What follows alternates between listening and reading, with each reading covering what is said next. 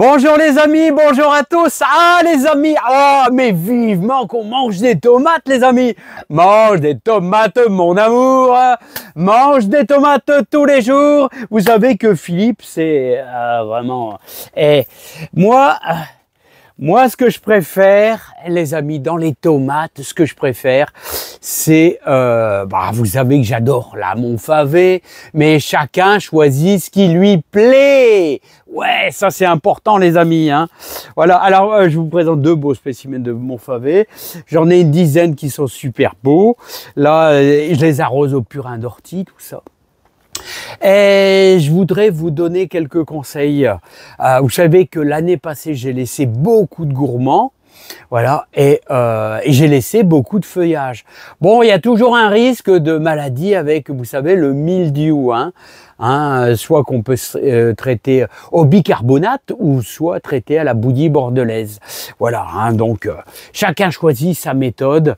L'essentiel, c'est pour ça qu'on utilise bien sûr les serres pour éviter. Alors, ce que je voulais vous dire, c'est que j'évite d'arroser mes tomates la veille d'un orage. Voilà, donc ça c'est une des précisions.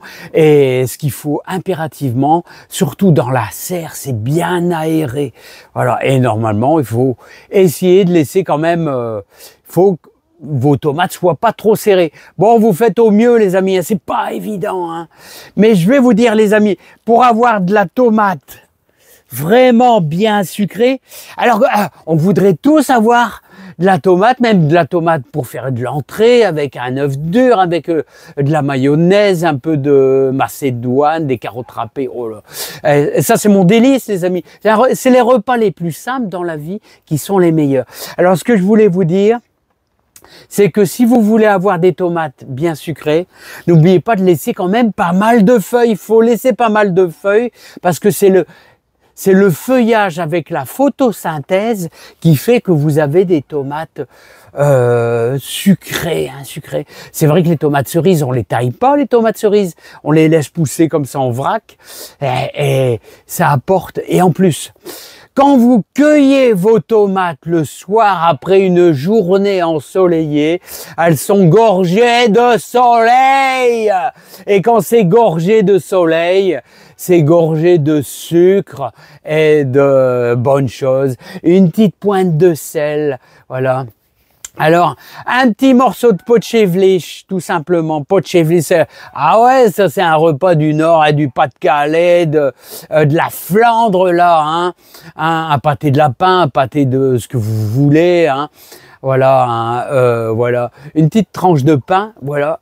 Une tomate coupée en rondelles ou en quartier, un petit peu de sel et un morceau de potchevlich là, et pourquoi pas une petite salade qui va derrière, c'est impeccable.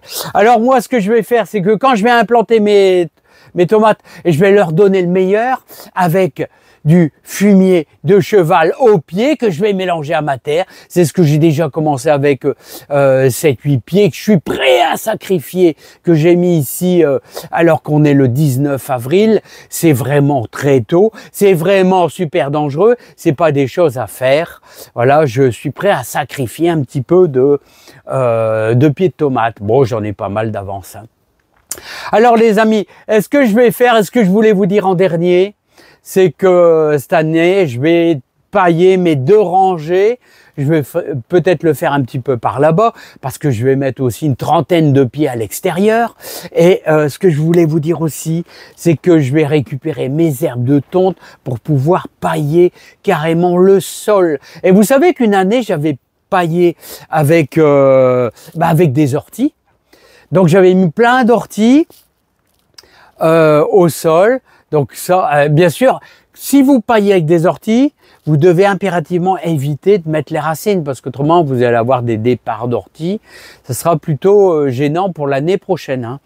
Et ensuite, donc moi je vais mettre surtout des herbes de tonte. Voilà. Et n'oubliez pas, le soir, quand elles sont gorgées de soleil, eh bien là au moins vous allez vous régaler. Bon les amis, c'est bien. Bon je vais vous laisser. Je voulais vous donner ces petits conseils encore une fois parce que l'année passée j'avais pas taillé. J'avais décidé de laisser plein de gourmands et c'est vrai que j'avais eu des tomates à profusion, Voilà et donc qu'est-ce que j'allais dire? Eh ben on attend. Là, on attend l'arrivée des tomates. En attendant, moi, je mange de la belle salade.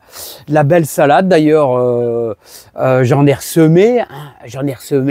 Et de la grosse paresseuse et aussi de la salade que m'a donné Jaco et Lily, qui est toute petite, mais bon, on a le temps. Alors, Jaco et Lily m'ont dit, le feuillage sera différent. Bon, j'espère qu'il sera super bon, mais j'en doute pas parce que c'est un super jardinier. Voilà. Bon, allez les amis, je vous laisse une super bonne journée. On a dépassé le cap de mi-avril. N'oubliez pas de semer vos courgettes, vos concombres, vos potimarrons, vos poireaux, vos carottes, et les haricots verts, c'est au 25 avril. Les haricots verts, c'est au 25 avril dans le jardin. Pas avant. C'est trop tôt. Il y en a qui vont faire ça en serre et en godet. Vous pouvez le faire. C'est du sport. Je sais, c'est du sport. Faut éviter les gelées. Je vous embrasse bien tous. Plein de joie, plein de bonheur. Et je vous souhaite une bonne journée. Et surtout, les amis, prenez soin de vous. Allez, bye bye.